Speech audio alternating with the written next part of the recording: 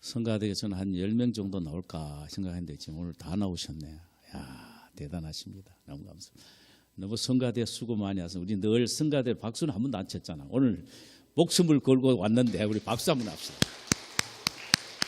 아이고 감사합니다. 여러분 오신데 고생 많으셨죠. 아마 집에 눈을 치우지 않고 차만 살짝 빼가지고 오신 분들도 계실 줄 압니다. 여러분 오늘 이렇게 오시니까 길은 확 우리 교회는 뚫려져 있고 돼 있죠. 이게 보통 일이 아닙니다. 어제 3시쯤 돼가지고 우리 장로님 세 분들이 나오시고 그래서 나오셔서 이게 기계 2대를 가지고 눈을 다 치우고 삽으로 다 치웠습니다. 그런데 한 5시쯤 돼 끝났는데 그 다음 밤에 또 눈이 와가지고 또 이렇게 됐거든요. 아침에 또 나오셔가 또 했습니다. 교회 오신 분들도 순교적 각오로 오셨지만 눈 치우신 분들도 순교적 각오로 눈을 치우셨어요. 너무 감사합니다. 우리 장로님들 너무 고맙습니다. 우리 장로님들 박수 한번 합시다. 정말 너무 여러분들 수고 많아요. 그리고 이 기계가 말입니다. 눈 치우는 기계가 이 사람들이 또 많이 하려고 지난밤에 4시에 왔어요. 4시에 기계를 치웠는데 이 눈을 치웠는데 내한테 메일이 왔는데 나중에 확인했는데 기계를 치우는데 그게 부러지고 깨어져 버리고 그러니까 일도 제대로 못하고 간 모양이에요. 근데 지금 오늘 아침에 깨끗하게 치워져야 되는데 안 치워졌거든요. 이거는 기계가 부서져 가지고 차도 깨어지고 막 그렇답니다. 그래서 할 수 없어 가지고 안 할 수는 없어 가지고 저한테 임시로 템포러리로 일할 수 있는 회사를 내한테 전화번호를 주었는데 내가 그걸 늦게 확인한 거예요. 오늘 아침에 새벽에 일어나서 확인했거든요. 오늘 또 새벽에 일어나서 우리 정로하고 한 2시간 동안 애들 경상도 말로 새가 빠지도록 집에서 눈을 치웠는데 차를 억지로 한 대 빼가 왔습니다. 아주 내가 가면서 우리 성도님들 고생 많으시겠구나. 오늘 한 10명이나 나오시냐 10명 하면은 마이크를 다 핑계 쳐버리고 여기 앉아가지고 사랑방 자담회 하듯이 그렇게나 해야 되겠다 싶은데 지금 깜짝 놀랐습니다. 그래서 여하튼 우리 교인들 대단하다. 참 너무 참 대단하다. 너무 감사하다. 여러분들 정말 하나님이 여러분 참 사랑하신 것 같아요. 너무 감사합니다. 오늘 제가 설교하기 전에 주책 없이 이렇게 말이 많네요. 너무 좋아서 그렇습니다. 너무 감사하고요. 성령께서 오늘 우리가 이 말씀을 나눌 때에 큰 은혜를 우리 모두에게 주실 줄 믿습니다. 성공하는 사람의 7가지 습관이라는 책을 쓴 스티븐 코비가 그 후속편으로 소중한 것부터 먼저 하라라는 책을 썼습니다. 그 책의 서두에 그는 자기의 결혼한 딸과 자기가 전화로 대화한 내용을 그대로 기록해 놓았습니다. 딸이 전화해서 아빠에게 이렇게 말합니다. 아빠, 나는 이 아이 하나 키우느라 너무 정신이 없어요. 전혀 할 일을 하지 못하고 있어요. 하나님이 나에게 주신 은사를 전혀 활용하지 못하고 있단 말이에요. 이것은 엄청난 시간 낭비가 아니에요. 나는 어떻게 하면 좋아요? 딸의 푸념의 소리를 듣던 스티브 코비는 이렇게 대답을 합니다. 시간 관리 같은 것은 신경 쓰지 마라. 너의 벽에 붙어있는 달력을 없애버려라. 그리고 내 인생에서 가장 귀중한 것이 무엇인지를 먼저 발견해 보아라.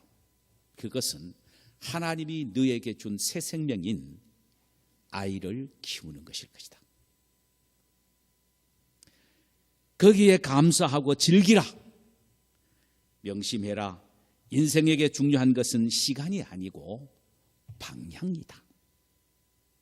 너의 내면에 있는 나침판을 따르고 벽에 걸린 시계와 달력을 따르지 말아라. 시계는 시간을 가리키나 나침판은 방향을 가리킨다. 이는 시간보다 더 귀중한 것은 삶의 분명한 목표라는 것입니다. 목표가 없는 시간 투자는 허송세월만 하게 된다는 것입니다. 사실 우리는 이제까지 주님이 원하시는 방향보다는 오히려 시간에만 매달려 있을 때가 너무나도 많았지 않습니까? 오늘 본문에서 사도 바울은 자신의 인생은 철저히 목표를 세워놓고 그 목표를 향하여 달려는 목표 지향적인 삶이었음을 우리에게 보여주고 있습니다. 그럼 바울이 설정해 놓은 목표가 무엇입니까? 세상의 명예나 부가 아니었습니다. 그가 설정한 목표는 영적인 것이요 신앙적인 것이었습니다. 그는 오늘 본문 3절과 본장이 되는 3장 1절에서 11절 사이에 보면은 성도의 구원과 변화에 대하여 언급을 해놓고 있고, 그리고 12절에서 21절 사이에서는 성도의 성화, 즉 영적 성숙을 다루고 있는 것입니다. 그는 자신은 영적 성숙을 목표로 정해놓고 힘있게 인생을 살아왔다라고 말합니다. 그렇다고 해서 그는 세상적인 부나 명예를 무시하는 금욕주의를 조장하지는 않았습니다.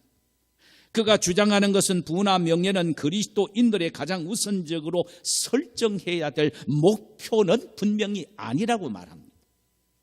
우선적인 목표는 영적인 것이어야 된다는 것입니다. 영적인 것이 우선일 때에 다른 것은 부차적으로 하나님이 우리에게 보너스로 주신다는 것입니다.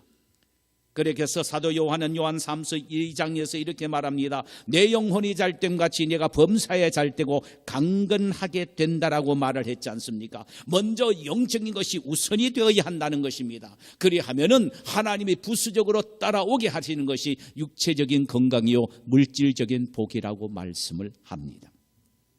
여러분 올해의 목표를 무엇으로 세우셨습니까? 도대체 어떤 목표를 여러분들이 세우셨습니까? 그저 목표 없이 흘러가는 물처럼 시류에 따라서 살아가기로 작정하셨습니까? 아닙니다. 나치 수용소에서 살아난 정신분석학자인 빅터 프랭클, 그는 이런 말을 했습니다. 목표를 정하지 않는 삶은 목표를 달성하지 못하는 것보다 더 위험하고 쓸모없다라고 말했습니다. 그러면서 그는 자신이 아우슈비츠 수용소에 갇혀 있어서도 그가 살 수 있었던 것은 바로 하나님이 나를 다시 한번 사용하실 것이다 라는 목표 설정 때문이었다는 것입니다. 내가 이 아우슈비츠 수용소에서 수많은 사람들이 죽는 모습을 생생하게 기록하고 죽음을 앞에 놓고 있는 사람들의 내면 세계를 관찰하고 죽음 앞에 벌벌 떨고 있는 수많은 사람들의 말들을 종합해보고 또 죽음 앞에 자기도 역시 두려워 공포에 떨고 있는 자기의 내면 세계를 들여다보면서 글로 서서 수많은 사람들에게 이 글로 된 이 인간의 내면 세계를 들춰내어서 그들로 하여금 인간 정신 세계를 똑바로 살피도록 하는 이런 일을 하나님이 분명히 나에게 하실 것이다. 이 일을 위하여 하나님은 나를 부르셨고 세우셨다. 그는 이 분명한 인생의 목표를 갖고 아우슈비츠 수용소에서 살아남은 것입니다. 그럼 어떤 목표를 우리가 세워야 합니까? 앞에서 제가 말씀드렸습니다마는 사도 바울이 말한 것처럼 우선적으로는 영적인 목표를 세워야 합니다. 바울은 자신은 영적인 목표를 세워 그것을 성취하기 위하여 마치 달리는 경주차처럼 힘있게 달렸다라고 말합니다. 바울 당시에는요 4년에 한 번씩 아테네를 중심으로 해서 올림픽이 열렸다고 합니다. 근데 그 올림픽 가운데 클라이막스는 당연히 그때나 지금이나 동일하게 마라톤이었습니다. 바울은 그것을 보면서 마라톤 선수가 목적지를 향하여 최선을 다하여 달리는 모습을 바라보면서 그가 그 목적지를 무사히 도착했을 때에 머리에 면류관을 받아 쓰듯 그리스도인들, 즉 신앙인의 삶도 바로 이러해야 된다는 사실을 그는 깨닫습니다. 그래서 빌립보 교인들로 하여금 마라톤 선수처럼 영적인 목표를 향하여 최선을 다하여 달려갈 것을 요청하고 있습니다. 그럼 성공적인 신앙의 경주자가 되기 위해서는, 성공적인 경종적인 믿음의 경주자가 되기 위해서는 어떤 자세로 달려야 하는가? 이것은 매우 중요하지요. 첫째로 거룩한 불만족의 마음으로 달려야 한다는 것입니다. 오늘 본문 12절과 13절을 보면 이런 내용이 기록이 되어 있습니다. 내가 이미 얻었다 함도 아니요 온전히 이루었다 함도 아니라 오직 내가 그리스도 예수께 잡힌 바 된 그것을 잡으려고 달려가노라. 옛날 성경은 쫓아가노라 그랬습니다.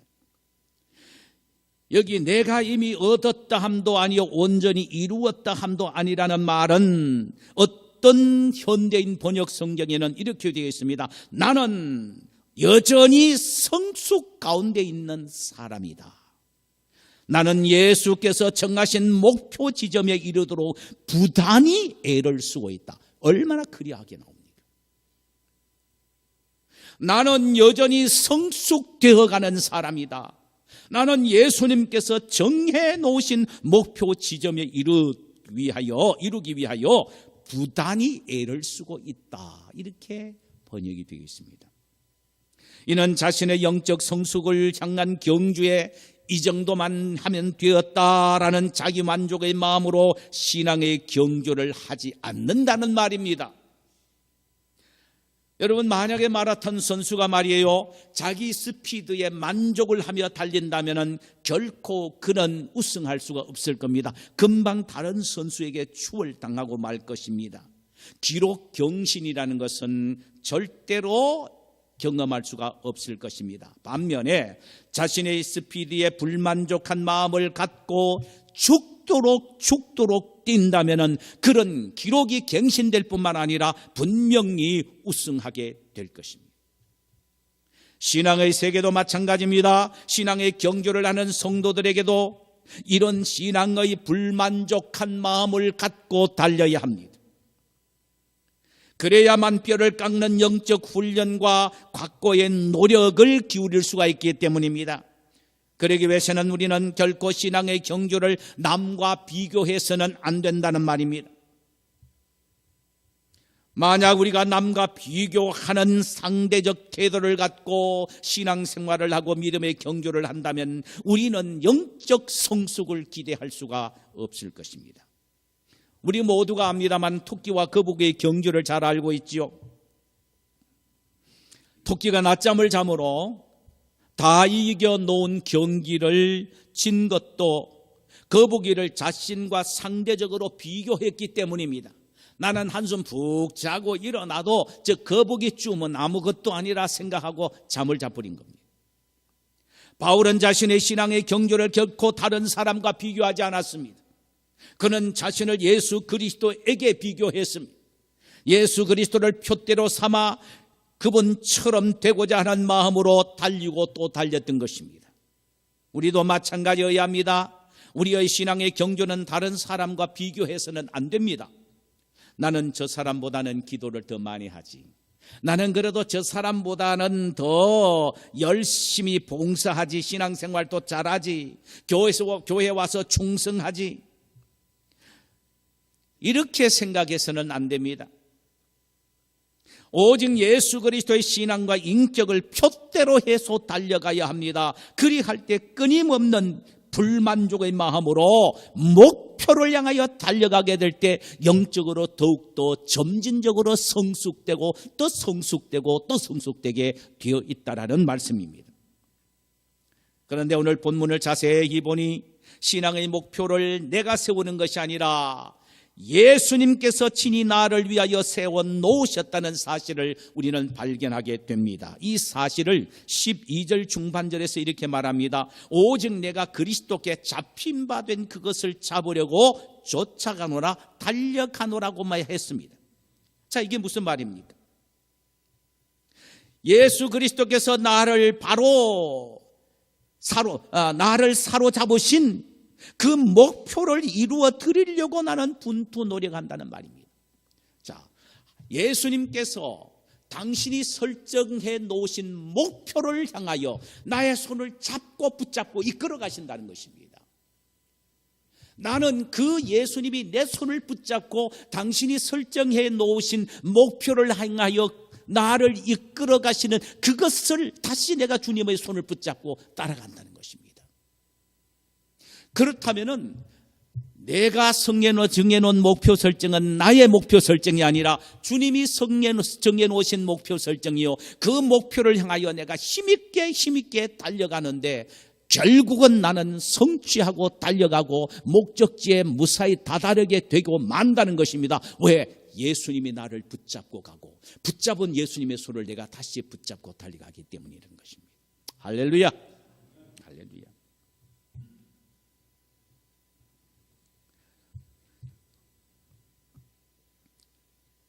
예수님은 우리에게 나를 닮으라고 말씀하시며 당신의 이 신앙 인격과 삶을 모델로 보여주시고 그것을 기준으로 해서 너희들이 힘차게 달려오라고 말씀을 하신다는 말입니다. 우리를 놀라게 하는 것은 바울은 2번씩이나요, 내가 이미 얻었다 함도 아니요 온전히 이루었다 함도 아니라 형제들아 나는 아직 내가 잡은 줄로 여기지 아니하노라고 말하므로 나는 아직도 미성숙한 사람이라고 말합니다. 이야, 성숙의 대가인 사도 바울이 성숙하지 못했다고 성숙 가운데 있다라고 2번씩이나 강조하고 있다면 우리는 말할 필요가 없다는 말입니다. 바울은 그는 성숙 과정에 있기 때문에 자신의 성숙의 목표는 예수 그리스도라고 생각하고 끊임없이 예수님을 향하여 달려가고 또 달려갔단 말입니다. 바울이 그랬다면 우리는 더 말할 것도 없이 예수 그리스도를 목표로 해서 바울보다 더 힘차게, 더 능력 있게, 더 줄기차게 달려가야 될 줄 믿습니다. 사랑하는 성도 여러분, 성공적인 사람일수록 자신의 결점에 솔직하는 사람입니다. 솔직해야 자기 자신이 영적으로 더욱더 성숙되기 위하여 노력하게 되지요. 미국 유명한 강해 설교자인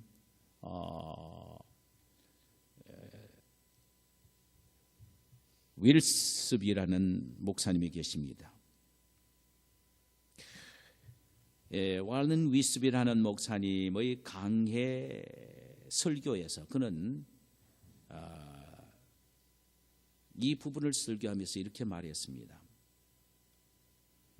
사도 바울 선생은 거룩한 불만족을 갖고 신앙의 경주를 했기에 그는 영적으로 더욱더 성숙할 수가 있었다라고 말하면서 거룩한 불만족은 영적 성숙을 위한 필수적인 요소다라고 했습니다.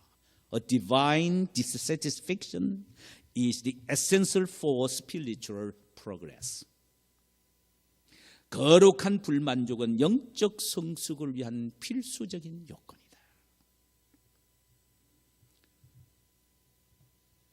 항상 자기 자신을 들여다보면서 나는 영적으로 이 정도 가지고는 안 돼. 너무나도 어린아이야. 아직 코 흘리게야 라는 마음을 갖고 안타까운 마음으로 신앙의 경주를 할 때 영적으로 성숙의 대가가 된다는 말입니다. 되지 않으면서 된 것처럼 생각하는 것은 어리석은 일입니다. 2016년 우리 모두는 영적 성숙의 목표를 정해놓고 달려가고 있습니다. 그런데 우리는 절대로 한순간도 이 정도만 되었다라는 만족한 마음을 갖고 달려서는 안 됩니다. 불만족, 그것도 거룩한 불만족. 참 주님을 바라보니까 나는 이건 믿음도 아니구나, 성숙도 아니구나, 고울력의 어린아이보다도 더 고울력이구나라는 것을 생각하면서 주님을 향하여 힘차게 힘차게 영적인 경주를 달려갈 때 우리는 나도 모르게 성장하게 됩니다. 할렐루야. 또 하나는 성공적인 신앙의 경주를 달리기 위해서는 뒤를 돌아보지 말고 앞을 향하여 달려야 합니다. 고대 페르시아의 오마라는 사람은 돌아오지 않는 인생, 돌아오지 않는 세 가지가 있다고 했습니다. 하나는 날아가 버린 화살은 결코 돌아오지 않는다고 했습니다. 관역을 향하여 달려간 화살은 돌아오지 않는다. 또 하나는 급히 내뱉는 말 한마디는 결코 돌아오지 않는다. 그렇지요. 네. 또 하나는 지나간 세월 돌아오지 않는다고 했습니다. 과거는 이미 지나가 버렸습니다. 그래서 로버트 술러 목사님은 이런 멋있는 말을 했습니다. Stop focusing on what's lost. 잃어버린 것에 포커스를 정하지 마라. But start focusing on what's left. 남아있는 것에 포커스를 맞추라는 것입니다. Stop focusing on what's lost. 잃어버린 것에 결코 초점을 맞추지 말고. But start focusing on what's left. 남아있는 것에 포커스를 맞춰. 사도 바울 선생은 철저히 미래지향적인 사람이지 결코 회의주의자가 아니었습니다. 사도 바울은 자신이 하나님이 원하시는 성숙한 사람이 되기 위해서는 과거의 일에 더 이상 시간과 에너지를 빼앗기지 않고 힘있게 미래를 바라보았습니다. 왜냐하면 그에게 있어서 과거는 어디까지나 과거였기 때문입니다. 그래서 오늘 본문 13절 이하에 보면 이런 말을 합니다. 형제들아, 나는 아직 내가 잡은 줄로 여기지 아니하고, 나는 아직 내가 잡은 줄로 여기지 아니하고 오직 한 일, 즉 뒤에 있는 것을 잊어버리고 앞에 있는 것을 잡으려고 달려간다. 할렐루야.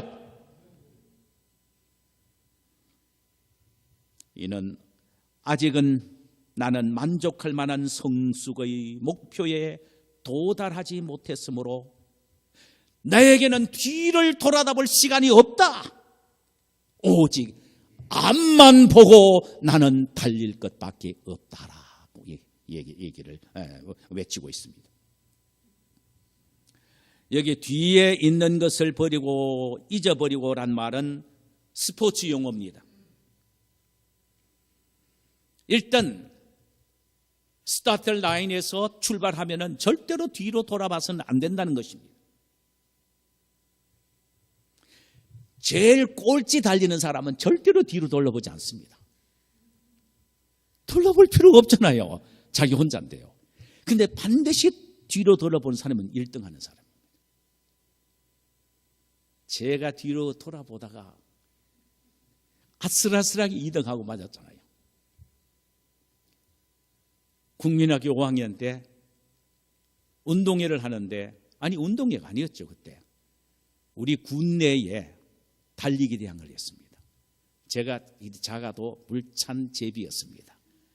빨랐습니다. 그런데 제 사촌 누나가 내보다 2살 더 많은데 이 누나는 경상북도 달리기 대표 선수였습니다. 그런데 그 누나가 내 앞에서 바통을 넘겨주고 내가 마지막으로 달리는 건 아닙니까?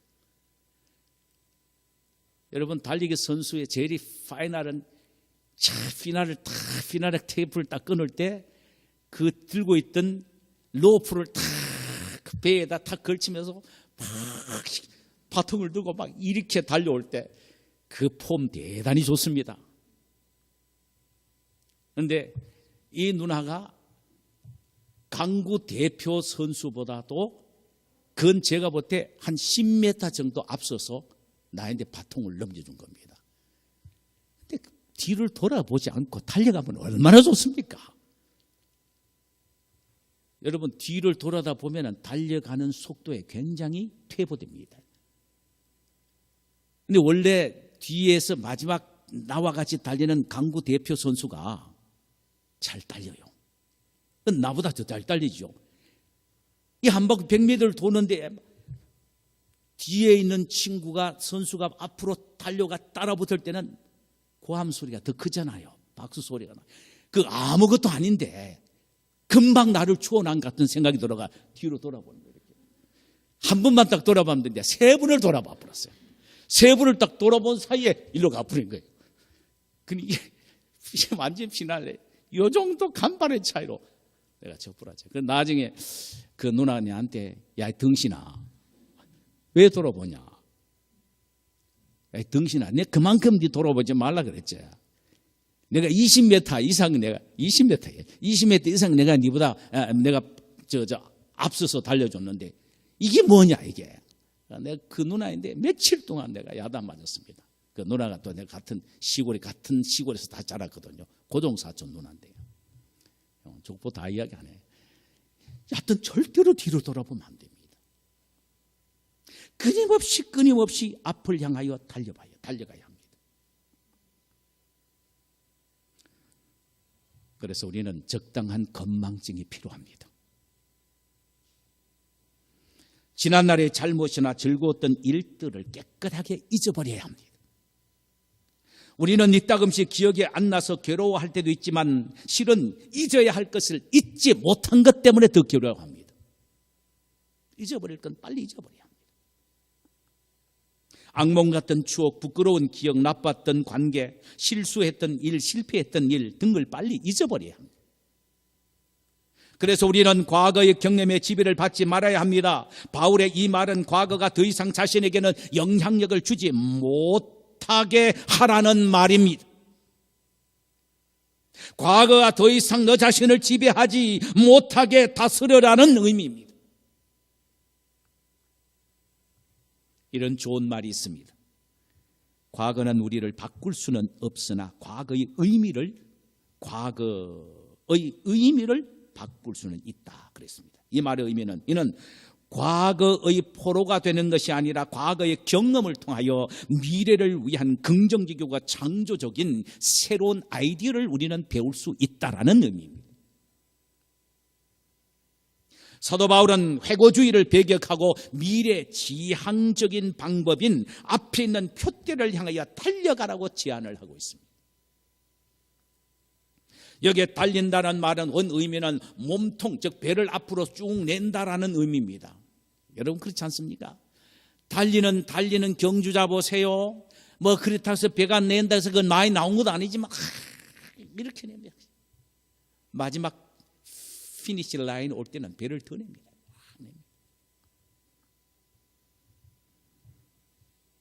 여러분 우승을 향하여 달려가는 경주자의 모습을 보세요. 저마다 자기의 배를 앞으로 냅니다. 가슴을 내고 이렇게 합니다. 그래서 이런 말이 있습니다. 운동 경기할 때요. 이런 말이 있습니다. 머리를 적당하게 자르고 머리에 무술을 바르고 빳빳하게 세우라. 왜 그런지 아세요? 마지막에 들어올 때 배를 내고 이럴 때 머리 길이가 머리카락이 뻣뻣하게 쓸 때 그 길이를 재서 우승을 다니니까요. 그 짧은 머리카락 그 길이만큼으로 자기가 우승이라도 하고 싶어서 뭐 그렇게 하는 거 아닙니까?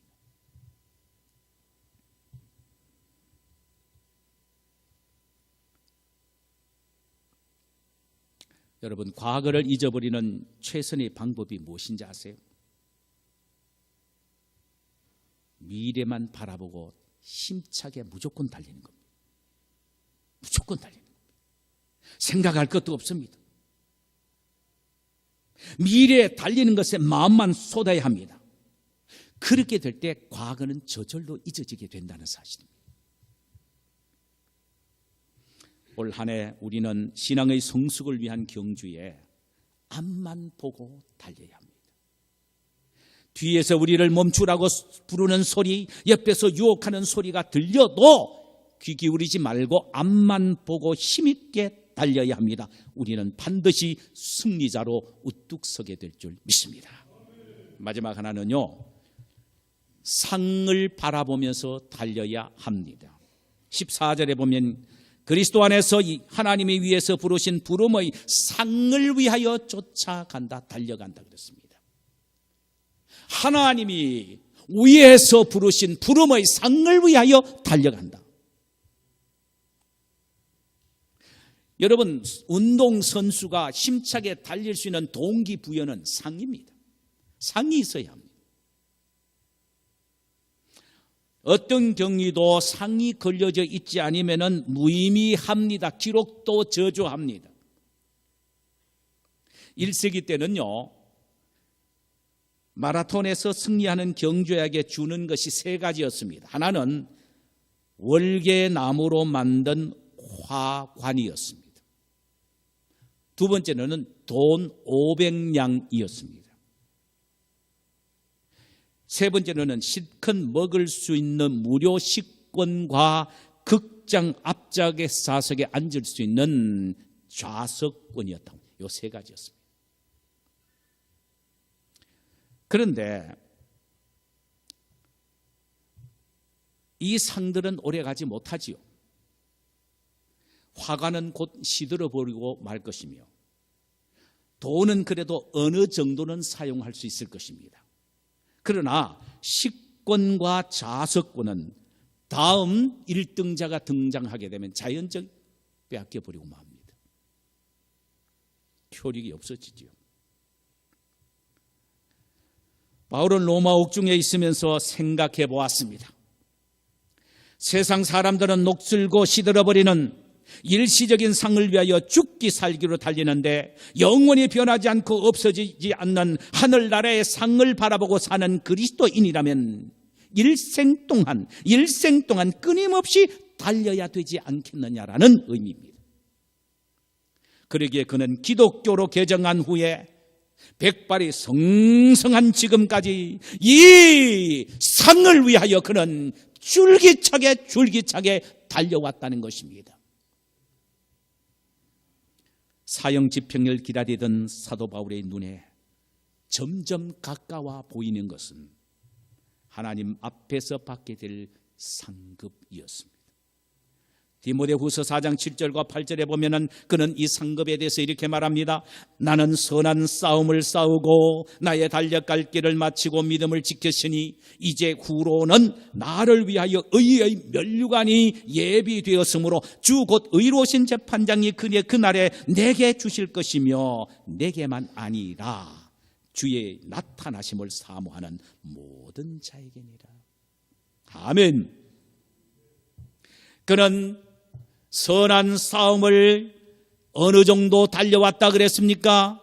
끝까지 믿음을 지키면서 달려왔는데 마치 마라톤 선수처럼 달려왔다는 것입니다. 그러므로 하나님께서 자기 머리에 면류관을 씌워주실 것만 자기는 확신하며 기다린다는 것입니다. 그런데 놀라운 것은 자기만이 이런 면류관을 받는 것이 아니라 자기처럼 믿음의 경주를 줄기차게 달려온 모든 믿음의 동료들이나 후손들에게도 동일하게 이런 면류관을 얻게 될 것이다라고 말을 합니다.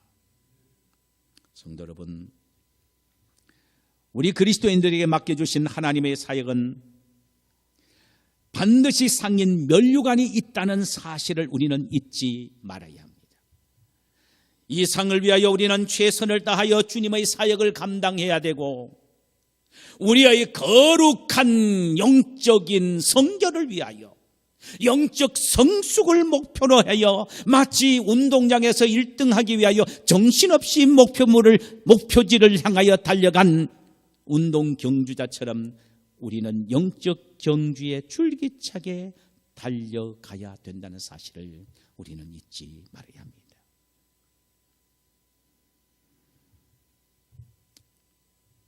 그런데 여기에 기준이 있다는 것입니다. 그것은 1등을 하려는 운동 경주자처럼 최선을 다해야 된다는 것입니다. 여러분, 마라톤 선수는 한 사람만이 우승하지요. 일관타지요. 그러나 우리 그리스도인들의 신앙의 경주는 한 사람만이 아닙니다. 마치 1등 하려고 정신없이 달려가고 있는 운동 경주자의 자세로 힘차게 믿음의 경주를 달려가면 우리 모두가 1등이 되어 아름다운 면류관을 얻게 된다라는 말씀입니다. 할렐루야. 공동 면류관을 얻게 된다는 말이죠. 하나님은 당신의 자녀되는 우리에게 이런 상 주시기를 원하십니다. 우리가 성숙한 만큼 상을 주시기를 원하며 우리가 헌신한 만큼 상을 주시기를 원합니다. 저는 늘 데살로니가 2장 19절과 20절의 말씀에 사로잡혀 살 때가 많습니다. 저희 환상입니다. 우리의 소망이나 기쁨이나 자랑의 면류관이 무엇이냐? 그의 강림하실 때 우리 주 예수 앞에 너희가 아니냐? 너희는 우리의 영광이요 기쁨이니라.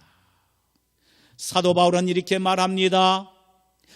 나의 자랑의 면류관, 기쁨의 면류관이 뭐냐? 내가 너희들을 가르쳤고 너희들의 믿음의 경주를 힘차게 달려가고 있는 데살로니가 교회 성도들 너희가 아니냐? 너희야말로 우리의 면류관이요 기쁨이니라. 여러분, 힘들고 어렵지만은 소그룹을 통하고 제자 훈련을 통하여 여러분들을 키우고 또 양육하고 성숙시키는 이 일이 저는 결코 헛되다고 생각은 조금도 안 합니다. 여러분 모두가 믿음의 경주를 힘차게 달려가므로, 모두가 성숙을 향하여 힘있게 달려가므로 저와 함께 공동 면류관의 우승자들이 되어 함께 기뻐하며 즐거워할 그날을 저는 바라보며 황홀해하고 있습니다.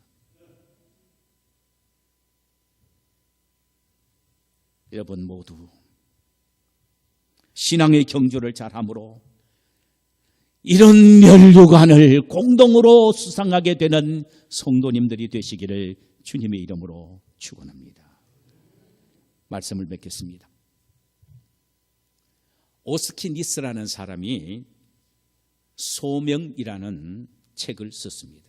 유명한 책입니다. 많이 번역이 되어 있습니다. 그는 그 책의 마지막 부분에서 유명한 항해사 마젤란의 이야기를 도입을 해서 결론을 맺지요. 마젤란은 세계 최초로 항해에 일주한 사람이고 항해 선박의 길을 열어놓은 항해의 패스파인더, 선구자였습니다. 그는 수많은 고통과 시련을 겪고 난 후에 이 일을 완수할 수 있었습니다. 그는 참 힘들고 어려운 역경을 겪었습니다. 우선 항해 지도를 잘못 판독함으로 2년을 계획했던 것을 3년이나 걸렸고, 그로 인하여 식량이 고갈되었고 배의 모든 가구가 마모되었으므로 배는 수리하지 못하여 침몰 위기에까지 빠지게 되었지요. 거기에다가 설상가상으로 스페인 귀족의 반란의 영향으로 선상 반란까지 야기되는 어려움과 고통을 겪기도 했습니다. 얼마나 많은 어려움이 있었는지 모릅니다. 그러나 이 마젤란 함장은 모든 승객과 승무원들에게 한마디의 말로서 그 어려움을 이겨나갔습니다. 여러분, 그 한마디의 외침의 말이 무엇인지 압니까? Go forward! Go forward! Go forward! 앞으로 항해해서 나가라는 것입니다. 딱 이 말이었습니다. 끊임없이 앞으로 계속해서 나가라. 계속해서 앞으로 전진하라 라는 말이었습니다. 축구에서요, 이런 용어가 있습니다. 최상의 공격이 최상의 수비다.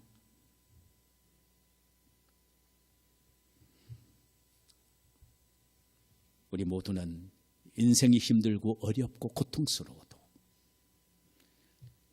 예수 그리스도를 바라보면서 예수 그리스도의 신앙과 인격을 본받기 위하여 그 목표를 정하여 끊임없이 달려갈 수가 있어야 합니다.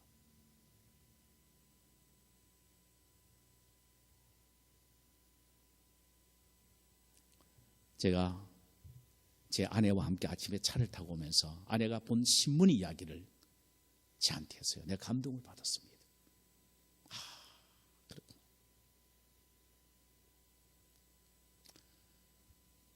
어떤 미국 교회에 한 50명이 되는 성도들이 목사님과 함께 예배를 드렸답니다.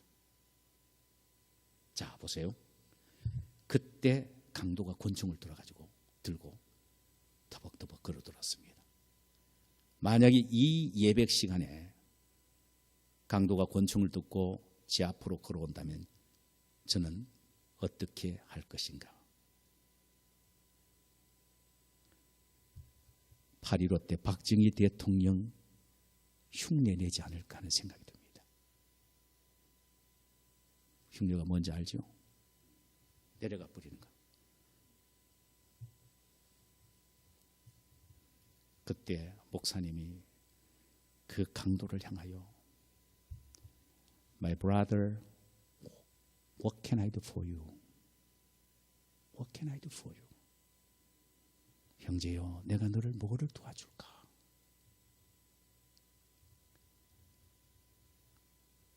그 강도가 그 말 한마디에 고꾸라져서 Pastor, would you pray for me?